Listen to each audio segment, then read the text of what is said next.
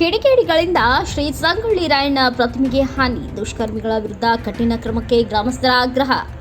ಕೆಆರ್ಪೇಟೆ ತಾಲೂಕಿನ ಅಕ್ಕಿಹೆಬ್ಬಾಳು ಹೋಬಳಿಯ ಬಿಕೆನಹಳ್ಳಿ ಗ್ರಾಮದ ಶ್ರೀ ಸಂಗೊಳ್ಳಿ ರಾಯಣ್ಣ ಯುವ ಬ್ರಿಗೇಡ್ ಯುವಕರು ಮತ್ತು ಗ್ರಾಮಸ್ಥರು ಸಹಕಾರದಿಂದ ದಿನಾಂಕ 18/6/2023ರಂದು ಬಿಡದಿಯ ನುರಿತ ಶಿಲ್ಪಿಯಿಂದ ಗ್ರಾಮದಲ್ಲಿ ನಿರ್ಮಾಣಗೊಂಡಿದ್ದ ಶ್ರೀ ಸಂಗೊಳ್ಳಿ ರಾಯಣ್ಣ ಪ್ರತಿಮೆಯನ್ನ ಮಂಗಳವಾರ ತಡರಾತ್ರಿ ಕಿಡಿಗೇಡಿಗಳು ಸಂಗೊಳ್ಳಿ ರಾಯಣ್ಣನ ಕತ್ತಿ, ಕೈಕಾಲು ಸೇರಿದಂತೆ ವಿವಿಧ ಭಾಗದಲ್ಲಿ ಹಾನಿಗೊಳಿಸಿ ಸಂಗೊಳ್ಳಿ ರಾಯಣ್ಣನಿಗೆ ಅಪಮಾನ ಮಾಡಿರುವ ಘಟನೆ ಜರುಗಿದೆ.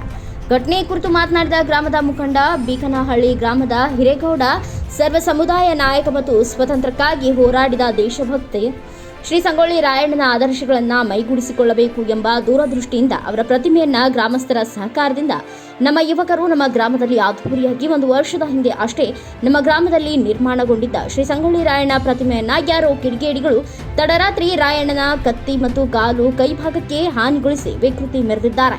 ದೇಶಕ್ಕಾಗಿ ಬಲಿದಾನವಾದ ಮಹನೀಯರು ಒಂದು ಸಮುದಾಯಕ್ಕೆ ಸೀಮಿತವಲ್ಲ. ಇವರ ತತ್ವ, ಆದರ್ಶ, ಹೋರಾಟ ಹಾದಿಗಳ ಮೂಲಕ ಸರ್ವ ಸಮುದಾಯದ ಜನರ ಮನದಾಂಗಳದಲ್ಲಿ ನೆಲೆಸಿದ್ದಾರೆ.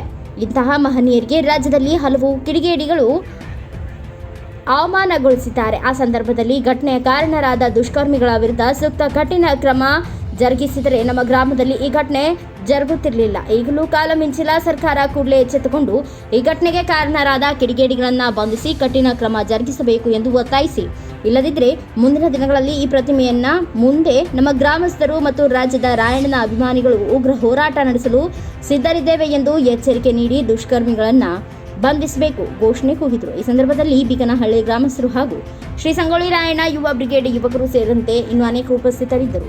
Dadu Lokhande, NS News 28 Kannada, Raybag.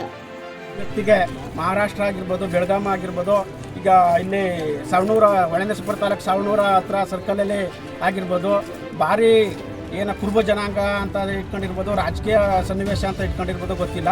ಇವ್ರಿಗೆ ಭಾರಿ ಟಾರ್ಗೆಟ್ ಮಾಡಿ ಇದು ಮಾಡ್ತಾ ಇದ್ದಾರೆ. ಅವ್ರಿಗೆ ಸೂಕ್ತವಾದಂಥ ಶಿಸ್ತು ಕ್ರಮ ಕೈಗೊಳ್ಳಬೇಕು. ಇದು ಹೋರಾಟ ಮಾತ್ರ ಇವತ್ತಿಗೆ ನಿಲ್ಲಲ್ಲ.